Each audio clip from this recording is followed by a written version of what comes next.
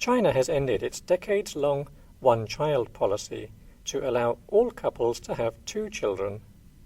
The ruling Communist Party of China made the announcement on Thursday. The one-child policy, officially called the Family Planning Policy, was a population control measure that was introduced in 1979. Policymakers hoped to restrict the country's surging population and therefore control rates of poverty. It wasn't adhered to strictly, and many exceptions were allowed. In 2007, around 36% of China's population was subject to a strict one-child restriction. An additional 53% was allowed to have a second child if the first child was a girl. The new 2-child policy will reverse China's very low fertility rate. The new 2-child policy is expected to provide a huge economic boost for China and prevent it from developing into an aging society. China's labor force reached a peak of 940 million in 2012.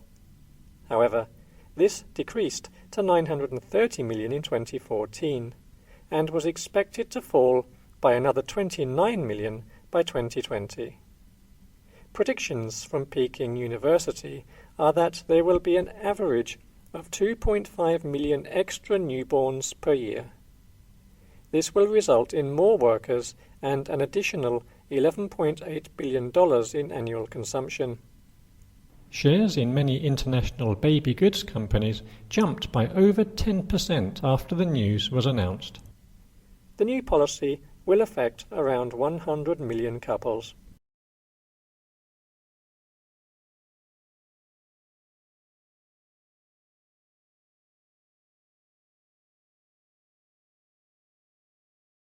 Scientists in the USA say they are getting closer to developing a vaccine that will provide lifelong protection against any type of influenza. This could be welcome news for millions of people around the world who go to the doctor every year to get a flu jab. 2 different research teams have been testing new drugs on animals, and both have had promising results. Trials will soon begin on humans to determine if the test vaccine has similar successes. Flu expert Professor John Oxford told the BBC that this is a leap forward compared to anything done recently. They have good animal data, not just in mice, but in ferrets and monkeys too. He added that it's a very good stepping stone. The flu virus kills up to 500,000 people every year.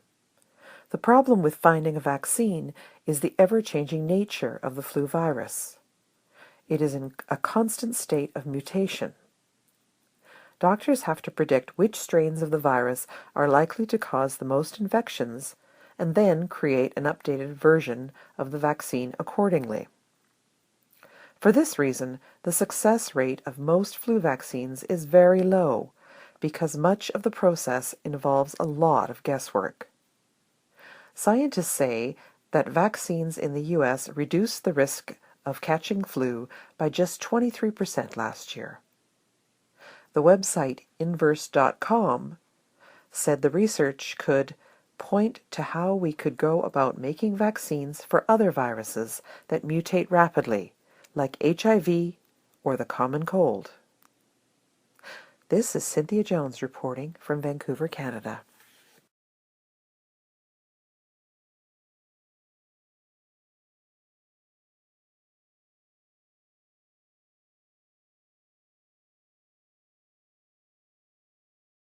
The job of a lifetime is currently on offer for those with a sweet tooth.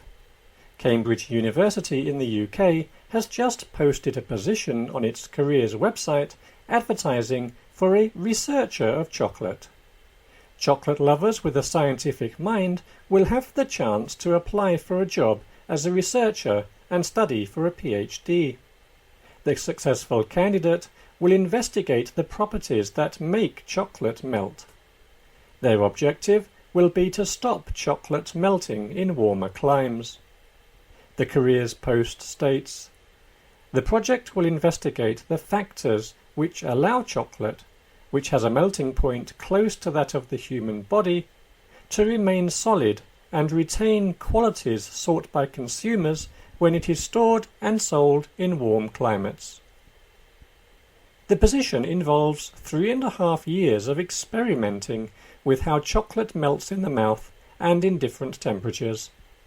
The university says applicants require good mathematical skills. There is a lot of science behind the consistency and melting point of chocolate. A variety of oils and fatty acids are used to control how hard or soft chocolate is when we bite into it and when it melts. Chocolatiers spend a lot of money on research and development to get the blend right so that the chocolate melts in the mouth. The Massachusetts Institute of Technology says, melting is especially important because it controls how well the chocolate disperses and releases flavor onto your tongue.